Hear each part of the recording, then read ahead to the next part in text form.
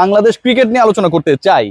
উনারা বাংলাদেশের ক্রিকেটকে পুরোপুরি করে দিল, বাংলাদেশের ক্রিকেটে পুরো 12টা বাজিয়ে দিল।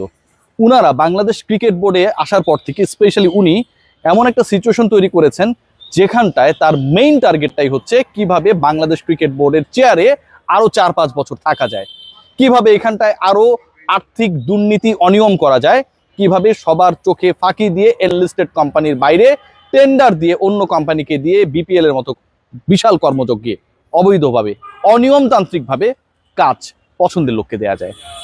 এগুলো নিয়ে যখন একজন ক্রিকেটের সর্বোচ্চ অ্যাডমিনিস্ট্রেটর ব্যস্ত থাকবেন, তার ফোকাস ক্রিকেটে থাকবে না। বাংলাদেশের ক্রিকেটও হয়েছে তাই। খেয়াল করে দেখবেন যে লাস্ট যে ম্যাচটা হয়েছে সেই ম্যাচের পরে লিটন কুমার দাস বলেছেন কয়েকটা কথা। প্রথমত তিনি শিশিরকে দুষেছেন, শিশিরের জন্য বাংলাদেশ ভালো করতে পারে নাই। দ্বিতীয় যে তিনি কথাটা বলেছেন সেটা হচ্ছে এইসব হার জীবনের অংশ, লাইফে তো অনেক কিছু থাকে, যেমন আমি হাঁটতেছি হাঁটতে হাঁটতে ধাম করে আমি পড়ে গেলাম, ঠিক আছে, তো এটা জীবনের অংশ, হাঁটতে গেলে আপনাকে হোঁচট খেতেই হবে। বাংলাদেশ দল ইউএর মতো একটা দলের বিপক্ষে গিয়ে পরাজিত হচ্ছে, বাজেভাবে হারছে। ইউএর বিপক্ষে পরাজিত হবার পর বাংলাদেশের পুরো ক্রিকেট নিয়ে বোঝে যারা, ভাবে যারা, চিন্তিত যারা, লজ্জিত হচ্ছে। বাংলাদেশের লাল সবুজের পতাকার যে ক্রিকেটীয় সৌন্দর্য সেটা নষ্ট হচ্ছে, বিবর্ণ হচ্ছে। ক্যাপ্টেন বলেন যেটা শিশিরের কারণে হয়েছে। একটা দল যখন মাত্র 88 রান বা 84 রানের মধ্যে 8টা উইকেট হারায়, সেই দলের ক্যাপ্টেন যখন শিশিরকে দোষেন, ঠিক তখন বলতেই হয় ভাই আপনি কি আসলে খেলাটা প্রপারলি বোঝেন, আপনার মনোসংযোগ কোথায়? জাস্ট লিটন কুমার দাস যে এলবিডব্লিউ হয়েছিলেন সেটার আমি একটা এই মুহূর্তে ছবি প্লে করছি, দেখবেন যে তার ব্যাট কোথায়, আই কোথায়, বল কোথায় হিট করেছে, ক্রিকেটের মধ্যেই নাই। একজন ক্রিকেটার সবশেষ 27টা আন্তর্জাতিক টি20 ইনিংসে 50 মেরেছেন একটা, লিটন কুমার দাস অফ ফর্মের ক্রিকেটার। তাকে দেখে বাংলাদেশ দলের অন্য ক্রিকেটাররা কি মোটিভেটেড হবে? Captain leads from the front, কথা আছে না, ক্যাপ্টেন সামনে থেকে নেতৃত্ব দেন। আমরা দেখেছি ওয়াসিম আকরামকে, আমরা দেখেছি আজহারউদ্দিনকে, আমরা দেখেছি স্টিভ ওয়াকে, আমরা দেখেছি মার্ক টেলরকে, আমরা দেখেছি রিকি পন্টিংকে, আমরা দেখেছি একটা সময় রোহিত শর্মাকে, দেখেছি তো। বাংলাদেশের ক্যাপ্টেন নিজে পারফর্ম করতে পারেন না, শিশিরকে দোষ দেন জীবনের অংশ, ইউএর বিপক্ষে পরাজয়কে বলে সব দায় আসলে এড়ানোর চেষ্টা করেন। এবং সেটা বাংলাদেশের মূলধারা গণমাধ্যমে যখন আসে তখন ক্যাপ্টেনের পার্সোনাল নৈতিকতা, ব্যক্তিগতভাবে তিনি কতটুকু সততার সাথে এই উত্তরগুলোকে ফেস করছেন সেই প্রশ্নটা উঠে। কারণ ক্যাপ্টেন তিনি হলেন কেন? ক্যাপ্টেন তো তিনি নিজে নিজে বলেননি যে আমাকে ক্যাপ্টেন্সি দেন। ক্যাপ্টেন্সি এরকম না যে অকশনে উঠেছে আমি সবচেয়ে বেশি দাম বিট করে আমি কিনে নিয়েছি।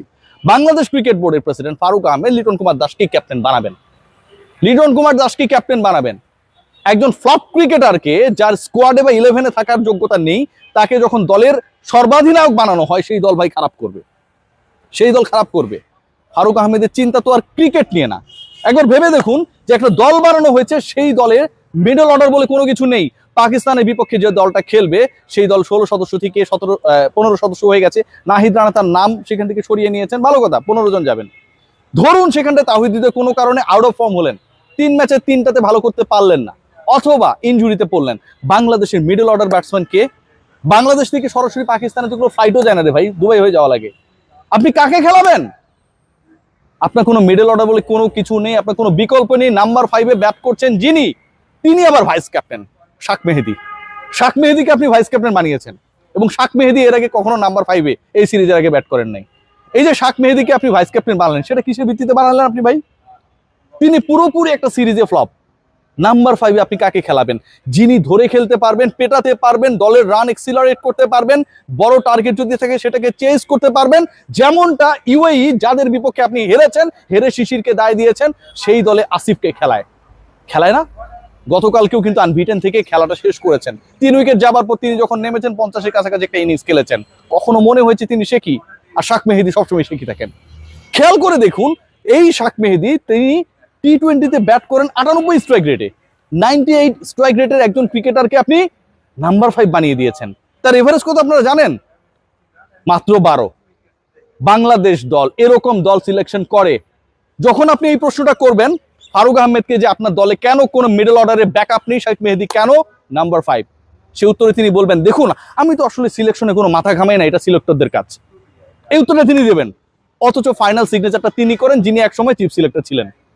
বাংলাদেশ দলের বোর্ড প্রেসিডেন্ট তিনি যখন একটা দলের চূড়ান্ত অনুমোদন দেন, তিনি কি চোখে তো দেখেন নিশ্চয়ই, তাই না? আমরা তাকে চশমাটা সম্পত্তি দেখি না ওইভাবে।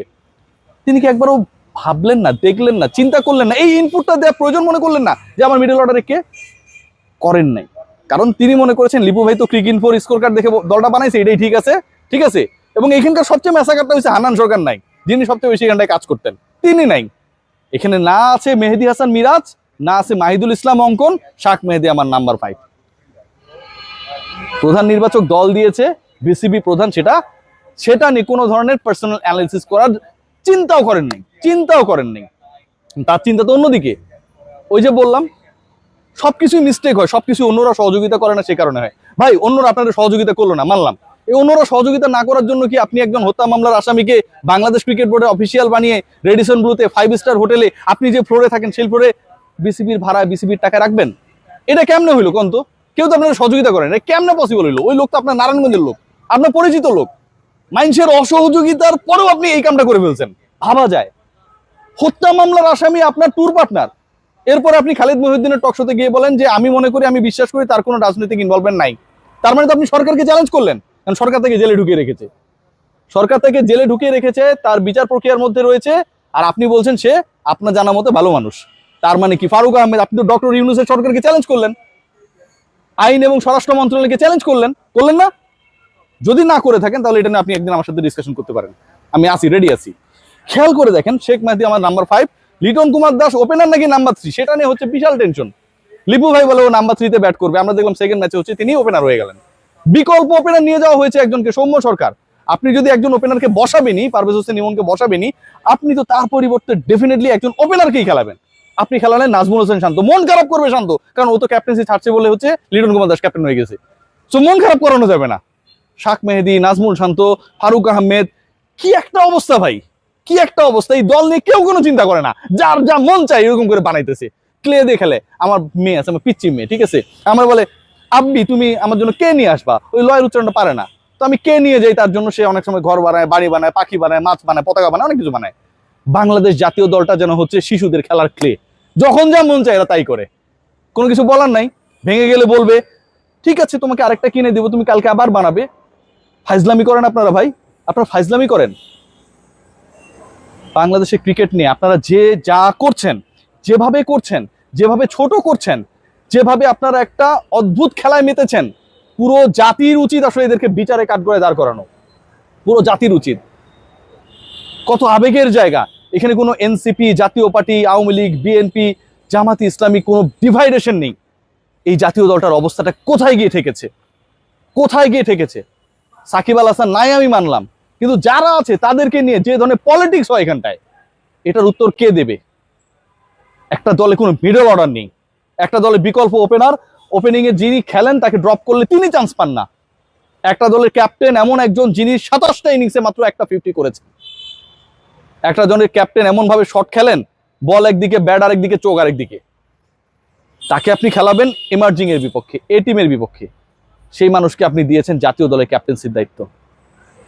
ফারুক ভাই আগে থেকেই হয়তো জানতেন যে এই ম্যাচটাও বাংলাদেশ হারতে পারে, এই কারণে দুবাই তার স্টে করেন নাই। আসলে কি তাই? হতেও পারে। সবাই ভালো থাকবেন।